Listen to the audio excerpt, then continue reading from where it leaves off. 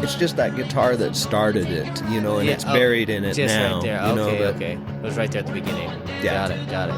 Well, it was Brian's idea to have this really dirty guitar sound. And I think what they did to get it is they actually damaged the speaker, like maybe even put a hole in it. Oh, interesting. To get a distorted sound. This is before distorted guitar. All right, welcome back to the In My Beach Boys Room podcast. I am Adam Schreiner, and I am sitting here with Matthew Hartz, and this is the All Summer Long album analysis episode. Last episode, we covered Shutdown Volume 2, and now we're on to All Summer Long. So before we get into the details here, let's get the social media stuff out of the way. Obviously, if you're on YouTube, please like, subscribe, and share us with anyone who might be interested in some Beach Boys content. If you want to follow Matthew on Instagram, Matthew Hartz Music, and then you can search him on Facebook. Facebook, Instagram, and YouTube is pretty much where you're going to be able to find any Matthew Hartz and In My Beach Boys Room podcast stuff. So that's nice and easy. So I think we're just good to get right into it. I don't know. I'll let you take it away, Matthew, and see. Let's just get this thing going. Well, this is the 6th studio album of theirs. It was recorded at the height of Beatlemania. So remember, Shutdown Volume 2 was kind of getting recorded and came out right as, you know, kind of, and then we went, whoa, when the Beatles happened, especially on Ed Sullivan in February.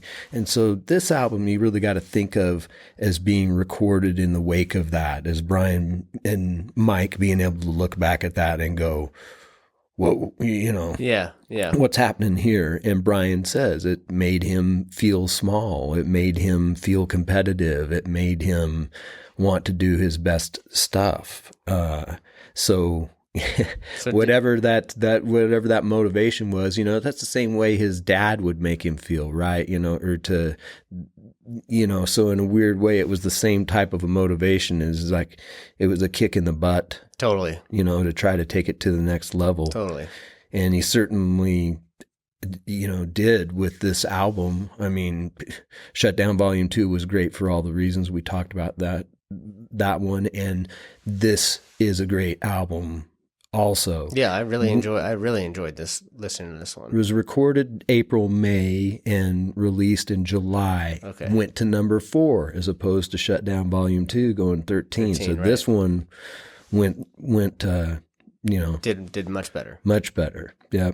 The lineup on this album is much the same as what it was on Shutdown Volume 2, meaning that most of this is the Beach Boys tracking the music, again, playing their own instruments. Think of how much we're talking about the Beach Boys doing this now, and having the Wrecking Crew being a small part of it now. And only Why Do Fools Fall in Love on the last one, that was a big one, you know. Sure. But most people think all this stuff, or because of some of the documentaries have been made, that all of this music we're listening to now was done. The music wasn't done by the Beach Boys. That's kind of the general thought out there. So just got to hit on that again. Yeah.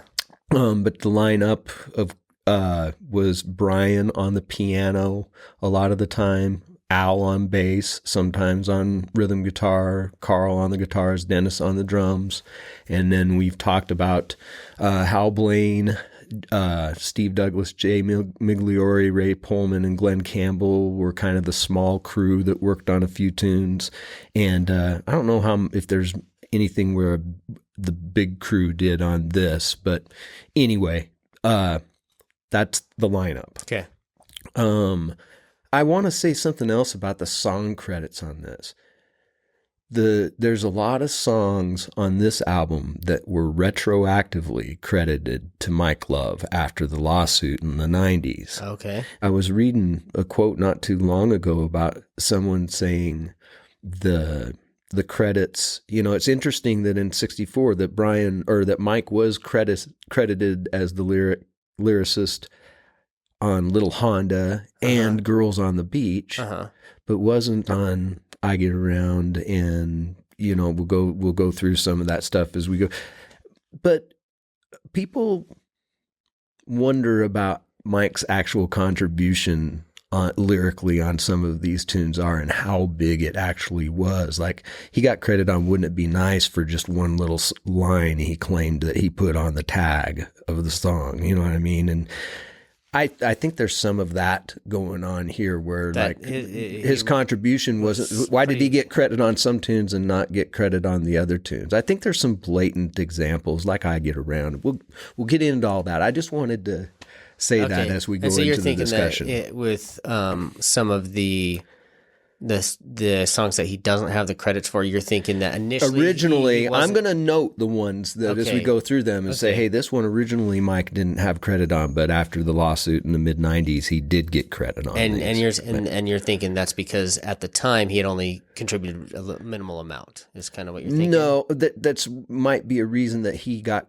Yes, I guess that the reason he didn't get credit then was that maybe on some of it he didn't have a great big contribution. Sure. But I guess what I know that on some of these it's just blatant that he did almost write all the lyrics. Right. Know? Well, and just knowing a little bit about copyright law and maybe how it was a little, I don't know, you could maybe get away with a little more. It may have been an afterthought like, hey, I did actually, especially on these big ones like I Get Around, like I did actually maybe contribute a little bit, that little bit that you did get, you could get a fraction of. Right. Well, no, and here's the deal. He was even in, at the time, it would be one thing if Mike decided to after the game. No, he told in the time that when the records came out, he goes, hey, how come that came out and it doesn't have my name on it? And Brian would say, oh, Dad messed that up, and so then when Brian wins the lawsuit for his publishing back, then Mike finally says, well, you know what? Hey, I'm going to get my piece of this. So everybody's going, God, beat this dead horse. No, I know, but I'm curious about the context. I just think that some of it is definitely legit, but some of it might not have been. But why did he get credit on some back then? Yeah, who knows? Okay. Fair question. Okay. So just want to... Now we just get into it. So, I Get Around, classic Beach Boys song. Kicks off. And one thing going through and actually, putting like really try to do my critical listen of this is I guess I didn't... I really appreciate the kind of the structure of the song and the build of it where, it's the verse starts out with just the guitar. And the clap comes in, and then the rest which obviously and actually that was a Mike Love arrangement idea too. Oh, really? Keep going though. But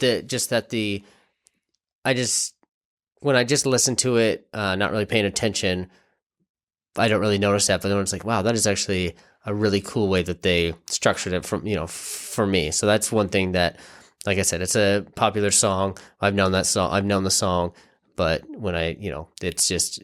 When you were noticing what we'd call the arrangement of it, and just going, wow, there's a lot going on here, and the thought into like, okay, just guitar, now add the clap, and it's cool. Mm-hmm. Well, this is the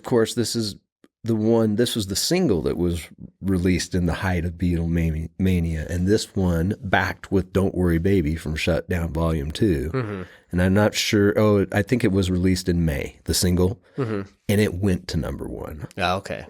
With the Beatles and everything, what I mean? Yeah. So this is the one where we're going, he did it, man. Yeah, totally. It's an amazing tune. The two notable endorsements of it, I think, to me, are Eric Clapton. I remember someone asking him in a documentary, when did you get hip to Brian Wilson? When did you start paying attention? And he immediately said, I Get Around. Yeah. And the Stones at the time, I think Mick at least, but maybe Mick and Keith, they were they endorsed it on a radio in London on like a TV show or something like that one time, know. So those are just kind of two of the famous contemporary the quotes about it being a pretty neat tune. It's amazing. It's got an amazing chord progression. It starts in G. It's got that round, get around, and then E7, and then A minor, then F, and then D. That is pretty unusual just in itself.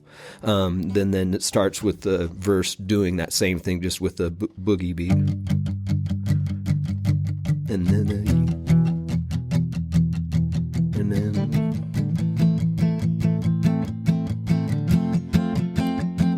Okay, now over the top of that, the bass line is so that it's a cool chord progression, but Brian puts a little blues bass figure over it.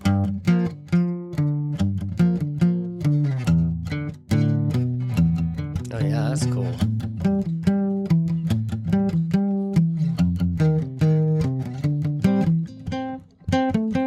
So that makes it kind of what we call happy bluesy. Brian has used that not to describe this, but other things that he's done. It's like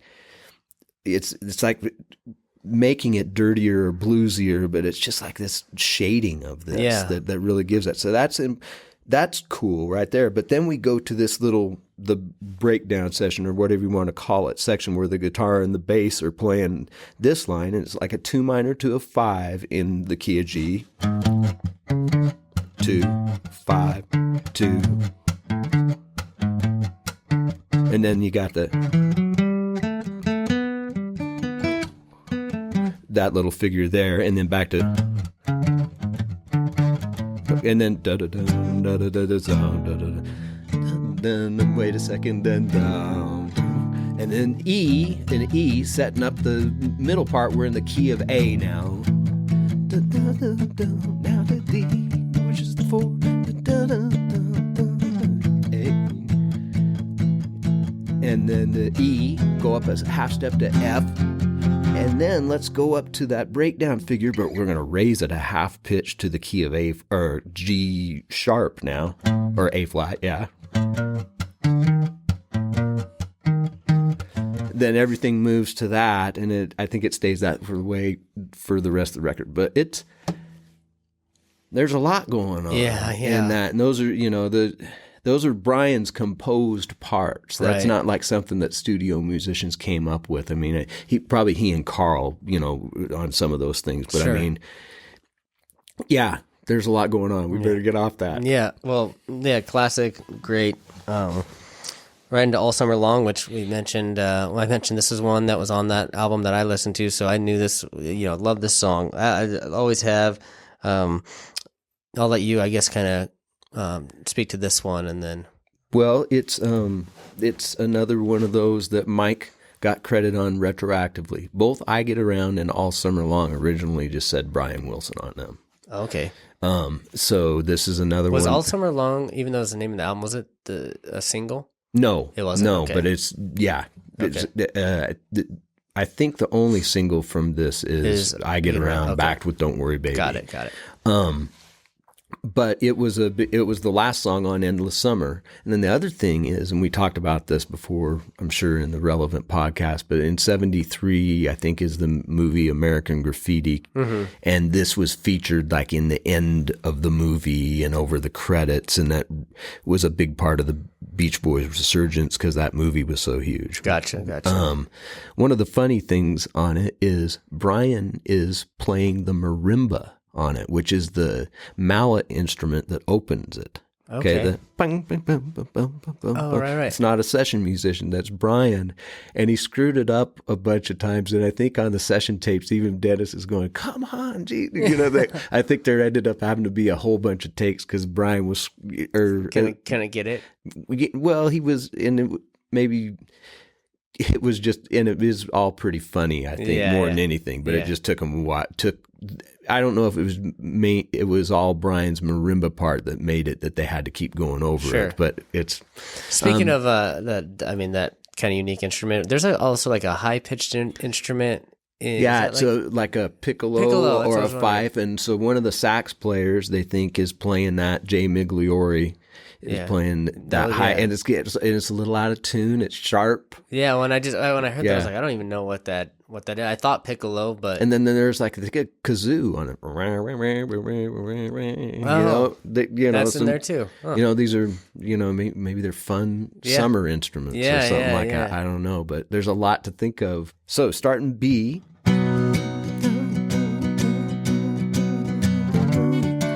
Chord, which is really out of system here. So it sounds like a complete key change right there, but then we're going to go to the 2. Remember when you spilled Coke all over your wine? there's an augmented chord again, like we had in Warmth of the Sun, which is in the Christmas album. There's another song. These rare things in pop music, right? And then back to dun, dun, dun, dun, dun. That's one of the odd things going on here chord-wise. That's the music on All Summer Long. Let's go to the next one. Yeah, okay, sounds good. Okay, so Hushabye. Hushabye. Oh, man. So, I hear All This Is That in this song. Very much. I love All This Is That. It's like when I first heard it in the second season, it went up the ranks of my Beach Boys favorites. And this song, there's parts of it that just remind me of All This Is That. And that was the I biggest. can see how some of the background vocals and everything are kind of mimic that. This is one of John and I's all-time favorites. It was on the Spirit of America compilation where I heard it first. It was All Summer Long was another twofer album where some of the albums that or some of the songs I didn't hear till the 90s. Mm-hmm. But this one I definitely had heard from the Spirit of America compilation, and John and I loved it. Sammy, our cousin, remember, had a real love for this tune. Mm-hmm. And when we were little, we didn't know it was a cover, but it's a cover of a song by a group called the Mystics that put it out in 1956. Oh, okay. And Doc Pomus and the other writer's name is Schumann. I should know it as first. I think it's Mort. But they were famous songwriting team that had a ton of hits. Mm-hmm. And this was one of them that Brian always loved. So this is a cover, but another one that the Beach Boys have since made their own. Right. It's a famous, a lot of people think it's a Beach Boys tune. Yeah. But the vocals on it are just so lush. Like you say, that thing that lush quality to all, and the softness of it. I would also say, because it's like, especially in that bridge where he's pillow lying on your, what does he say? Pillows on your bed. Oh, my darling, rest your head. Yeah. With that line, Brian singing that, it's just like, whoa, man. But amazing. I love it. Yeah. And I think another reason why it reminds me, obviously, like there's a similarity in the harmonies. I don't really know what it is, but that's what reminded me. And then also it's called Hushabye, and then the lyrics of All This Is That is two waves pass her by, or something like that. And so that same, like, how they reach Hushabye, and I can't even think of the lyrics of All This Is That, but that by and by, that's kind of the that's where my brain went when I heard it. Yeah. So but yeah, because I loved this song, loved it, because it was just to remind me of one of my favorites of theirs. And then we get to Little Honda. And it didn't really do anything for me. I don't know, but another one that I first heard on Spirit of America. So it's like I heard it on the compilation, and I heard it on many compilations. I've never been a huge fan of Little Honda. It was a great one in Wilson Project. People loved it for some reason, and it's a pretty easy tune to play. It's just it is just a 3-chord special, pretty much. We didn't have any of those on Shutdown Volume 2, right, except for the filler stuff. But it's so Brian and Mike was credited on this one originally. So Brian thought about putting it out as a single, but decided to give it to Gary Usher, who was producing the Hondells, and they made a record called Little Honda. And then Brian did decide to put it out on what was a little EP from All Summer Long. And this isn't that rare, but I love the pack. I love the colors on the packaging and the little striped shirt era. But it's 4 tunes. It's Little Honda, Wendy, Don't Back Down, and Hushabye from All Summer Long. So it's like a little sampler almost. Sure. Rare for bands to do that instead of putting out a single. So it was kind of put out as a single on an EP, right? Right. Also, I didn't get to say this about I Get Around. I wanted to say, this is one where I have both an original East and West Coast pressings of this single. And So what would make that difference? well, then? there's the cutout in the back of the sleeve. Tells you, see how this one's square? So one of them's east and one of them's west. And I didn't on purposely do that, but someone gave me an original pressing, my good friend Grant Wheeler, and it happened to be the other one. So by golly, there we go. There you are. So back to Little Honda. It's got our neighboring tone thing, which I wanted to talk briefly about that. I said that Farmer's Daughter was the first thing of the neighboring tone stuff, and I think the shift on Surf and Safari had a little bit of that thing. But it was this, right?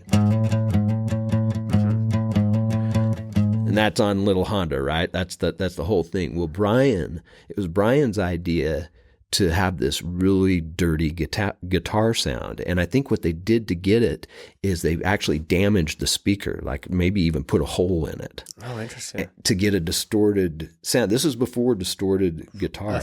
So Carl was remembering this moment, and he said, yeah, Brian wanted this sound, and we, went to this length to get it, and I heard it back, and I thought it sounded like shit, but they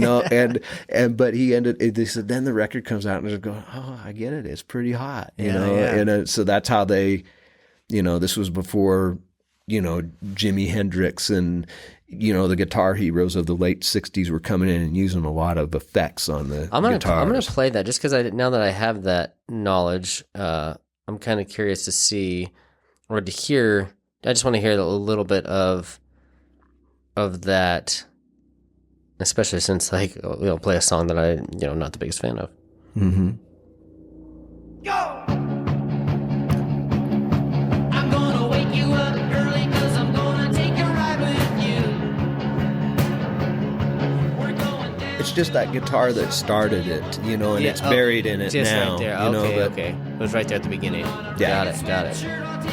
And Dennis is the one that yells "go" on the session tapes, or even on I think they included on it too for Chuck Britt says, Dennis, are you yelling "go" again? And he must have nodded and said, yeah. He says, well, I just keep wondering because it gets louder and louder every time.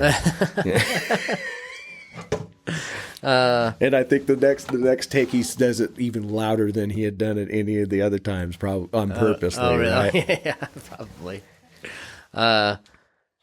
All right, and then We'll Run Away. Yeah. So is this another doo-wop ballad type deal? Exactly. Yeah. It's that thing. The thing is I'm a fan of them. I didn't realize it until going through all these, but I like the doo-wop ballad. It's a slow style that I can get behind. But it's amazing how many times he takes that basic form and just turns he is a real study, and we'll talk about that later on when we get to another one of them. But this is a Brian and Gary Usher tune, but it's not. Who knows if it was recent or not? But it might have been one that they wrote a while back, and he finally decided to use it, right? But the thing is I think it might be the last Gary Usher tune to show up on a Beach Boys record. So I wanted to make note of that. I put down it's nice, but it's never been like a real favorite of mine for some reason. Okay. It's got some good things in it for sure. Carl's Big Chance. I like it. I thought it was awesome. Is this kind of like I guess my only question was, is this kind of like there was this Denny's drums in the last one, and so now there's this Carlos kind of musicianship in this one? Is that what's going on here? Well, maybe that's the marketing of it, but Shutdown Part 2 wasn't much difference. It was a showcase for Carl too. Oh, it was. Okay, yeah. So it was Carl wrote the tune. It was basically featuring his lead guitar, right? Yeah. I like it all right. Just kind of like this is the same kind of thing like on this one is it's polished and it's tight and it's produced well, but I like the rawness of the earlier instrumentals of Carl doing the lead guitar stuff. It's just a preference thing. Mm-hmm. Although this in its working title was called Memphis Beach because there's a bump bump bump bump bump bump dum dum dum from Chuck Berry's Memphis. Okay. And so there is that thing kind of going underneath the 12-bar form, and then there's a little chord thing going on, and it's cool. And there's also the blast. It is, you know what? It's pretty cool. It is pretty cool. I like it. Especially when I start to think of some more of those elements, like the pads of the sax going on behind that. You know. And I liked it. I liked it more than the other two from Shutdown Volume 2. So I liked it more than Shutdown Part 2 or whatever. Yeah. And then Denny's Drums. I like both those. I like this one better than both of those. I think I definitely do like it better. And maybe I'm off on this, but is that being that bump? Is that kind of like I could be completely off on this. Is that kind of like well, this is what it is the empty good vibrations. Oh, is that what I'm hearing? Maybe because I'm hearing some similarity of something. Yeah, I just can't put my finger Good Vibrations has the Memphis kind of movement in a guitar part, and I also call it. It's also I call it. It was the line that opened Sesame Street. Oh. So I think that might be the line that you're hearing in there. That is maybe, but it's Memphis, the Chuck Berry tune. Yeah. Okay. So then we're gonna move on to side 2. So Wendy starts side 2 then. Mm-hmm. Okay. Yes, and Wendy is one of the songs that Mike Love didn't get credit for originally, but I definitely think he at least wrote some of the lyrics to this one. It's one of those that has his stamp on it for sure. And what's the consensus on Beach Boy fans in this song? Is this like do people love this? It was song? on Endless Summer. Okay, so and so it's been real popular. It has been. And Bruce Johnston always says he has an affinity for this. It's got great chords in it. I think it's a lot of people like it. It's okay for me. Mm-hmm. That's why I was curious, like if it was something that, had was maybe a little more impactful to people than it was for me. Yeah, it's really, so the intro is really strange, and I only put this together, relatively recently, like maybe even a year or so ago. I thought the intro was completely detached from everything until I realized, oh my gosh, it's the chord changes from the bridge, just a bass note on a guitar though. And there's a live recording, a TV recording. I think it's the Ed Sullivan Show when they're on in September of '64, and they do Wendy, and Carl tunes his E down to the D, and then B flat. And he must leave his guitar tuned like that, so I'm guessing he played forms that just stayed over here. Then it goes F, G minor, B flat. To B flat, then E flat, then A, setting up like we're going to D minor, but it's still kind of basically the same key. If there's a G there, back to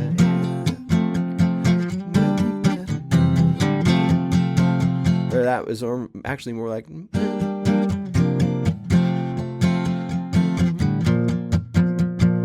So it's just really, really, really cool stuff. It's chord movement and modulations. Actually, when you kind of isolate it like that, it definitely gives me a different appreciation for what's going on. Yeah. And because even when you were like, then I was like, oh, okay, I feel the groove a little more in this. Yeah, when you can really hear those chords defined like that, exactly. Yep. So, what the other thing I wanted to say about this is the falsetto. Even as a little kid, I thought that was a different sounding Brian. Mm-hmm. On Wendy, if you listen to the first those falsetto notes coming out of there, it feels like a different texture. I wonder if somebody's singing a falsetto part with him, sure. Or if he, or I don't know. I've always wondered if that stack is a little bit different than what I think it is on Wendy, because it just sounds different even as a group vocal. Yeah. Okay, that's all I'll say about it. Okay. Then, do you remember? Yeah. So I thought this was a creative little song. How they dropped little, rock and roll mementos, if you will, into the song. I just thought it was how they plugged everything in. I thought that was kind of cool. Yeah, it was another one off Spirit of America, so I heard it pretty young. It's one that Mike Love didn't originally get credit on, but it really does sound like something he helped write for sure. Although Brian, the year previous, there's a song called The Big Beat that he did with Bob Norberg and Sherry, the ones that did the separate record of Surfer Moon. They did it, and it was Do You Remember, just in a different form. And so maybe Mike just made slight lyrical changes to it. And it's a fun little tune, and it's, I like Brian's Jerry Lee invitation in the middle of the goodness gracious great balls of fire. It's got energetic background vocals on it to kind of push it along. Yeah. And I like the let's hear the high voice wail. That was always, as I was a kid, I was like, and that's that kind of cool creative stuff that I thought they did a cool job incorporating into the song and making it feel fun and just like I said, nice and creative. Right. And then, just not a real, this is the one of the other ones that's not musically, it's not real hard. And remember so the juxtaposition is the non-filler tunes on Shutdown Volume 2 were all had like, it'd be really difficult to play. Yeah. There's been a few already here, Little Honda, and this one that wouldn't be tough to play. Sure. However, the next song would be hard to play. And Girls on the Beach, Yeah. another one that I grew up with on that compilation album. I mean, just love that one.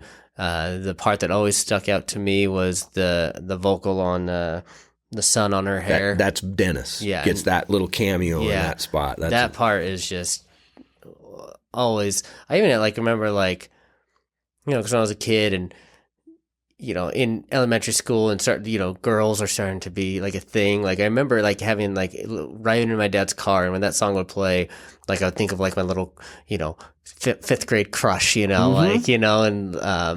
and I don't know, the song just kind of spoke to me in that way. But I mean, it's just a beautiful song. And obviously I'm focusing on the vocals because of that spot, but I'm sure musically there's probably just as amazing there. Oh, it is. And, I know it was this one Mike did get credit on to begin with.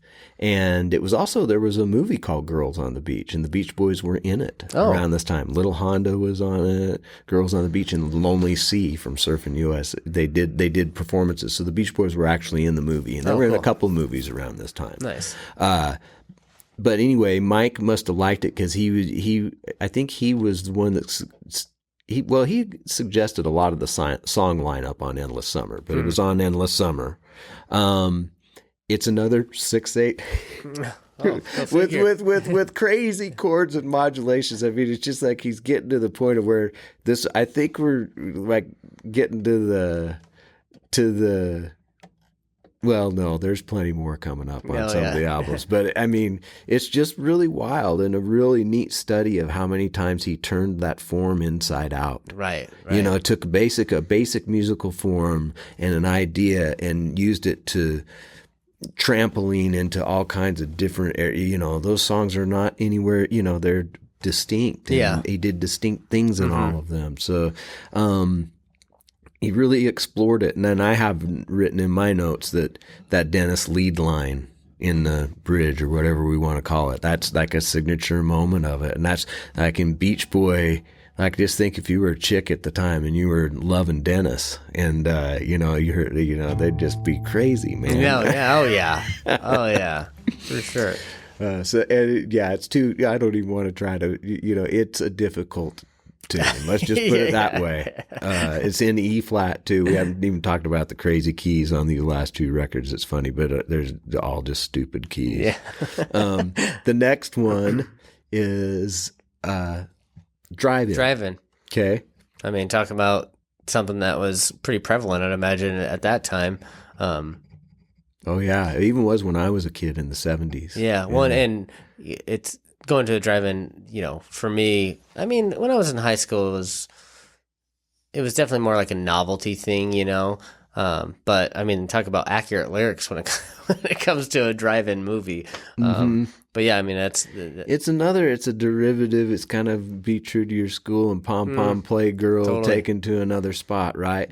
The music, again, is not it's got some cool things in it, but it's not. I take that, but it's not as complex as some of other Brian stuff. The more I sit and think about it, I'm like, boy, just put your foot in your mouth, Hartz. Why don't you just do it right now? No. The funny thing about this, or curious thing, this song was actually, the track I think was recorded in October of '63 and was considered, there's a whole nother version of a song called Little Saint Nick that's done to the drive-in track, and it's done to the melody of Drive-In. Okay. So, and that's Little Saint Nick came out in '63 after Little Deuce Coupe, right? And I don't know what the order was on what happened, but Brian actually had they had the about the same lyrics we know to Little Saint Nick were put on top of the drive-in track, and so they didn't use it for Little Saint Nick. Wrote new music to it, just kind of reinventing Little Deuce Coupe music. We talked about that, but then must have had this track. Right. And when hey, that's a good track. Yeah. Let's put a new set of lyrics to that, make it about something else. So there's a little nugget on that. Then we got, and that's another one that Mike got credit on retroactively, but you tell me this doesn't have Mike Love all over it. Yeah, it's totally based off of what I've learned so far. Yeah, Absolutely. Yeah, I think it's then that. Let's go on to another one of these spoken tracks. Yeah, which this one seemed more genuine. I don't know if it was still staged too, but it felt more genuine than the other one. It's definitely staged in that they planned it all, but maybe they let it be more spontaneous. And there's some real funny moments, and I've got on here I know I touched on it in the last episode, but Brian was a lot about humor, even when he was young and in high school, and his humor was sometimes strange, and so he was into all of this. I'm pretty sure, and it wasn't looking at it just as filler. Yeah. Like I said, this one it seemed it was kind of. The other one was a little cringy for me to get through, where this one, maybe because they were a little more loose with it, wasn't so planned. Yeah. Maybe there's a little more improv going on. I don't know. My favorite is when they're talking about throwing a silver dollar across, really. Yeah. See, you can. Oops. There's lots of genuine moments in this one, like the tie thing. Yeah. Hey, you broke my tie thing. 99 cents. Yeah. And then Brian, from Hawthorne, California, Carl Wilson will jump into a 2-foot cup. Yeah. They're just trying to be funny. Yeah, exactly. Kind of messing around. And I would assume that, we don't know. Rock and roll, remember, is still very young. He had all those teen magazines. How much of this is marketing to let the kids know what the Beach Boys are actually kind of like, or what do they sound like just in conversation or whatever, Yeah, absolutely. It could possibly be. Yeah. Then Don't Back Down. Yeah, Don't Back Down. I can't even remember. Last surf tune that the Beach Boys ever did. And it had been a while since they'd done one. Yeah, this one is super high pitched. Than the vocals, I don't know why this one seemed to kind of. Yeah, I know.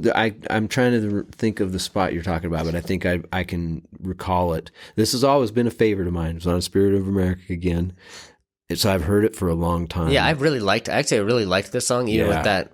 I don't know why it just seemed a little more like a higher pitch than normal, but it reminded me of kind of the times when you say I could see how someone might not like this song because it can be a little jarring almost.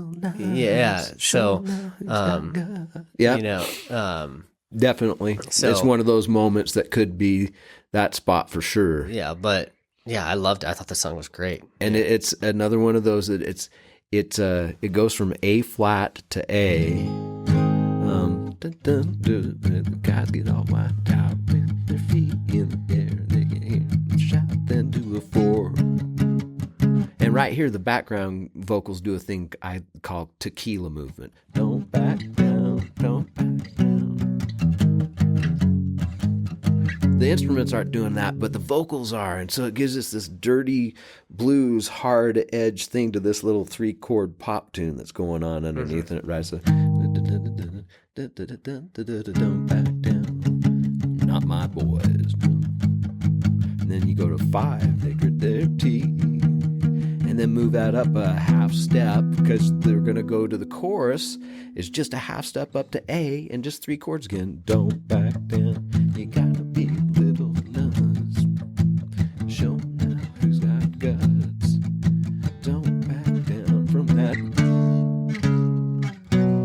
pure punk rock transition. Then they're back to dun dun dun dun dun dun dun dun dun dun dun. I didn't know what that was when I was a little kid again, but I just knew something thrilling and different was going on with the music that I couldn't ever put my finger on at that point. Yeah. I must have heard this one before because although